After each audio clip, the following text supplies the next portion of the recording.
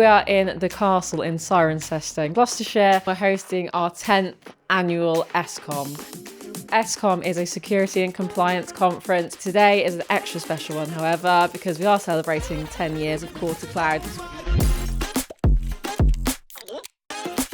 For me, coming here today is a fantastic opportunity to meet with people, leading the cybersecurity in the UK, learning from everyone here.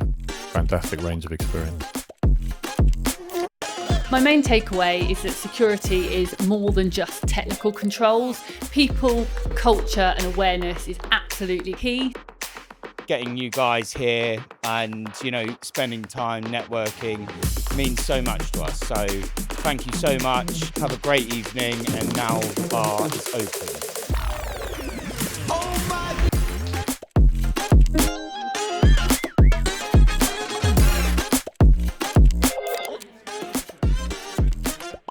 The castle's awesome. It's just such a fantastic environment. If I describe today in one word, I would say enlightening. Collaborative. Refreshing. Amazing. Interesting. Welcoming. Connections. Enlightening. Collaborative. Insightful. Awesome. See you again next year.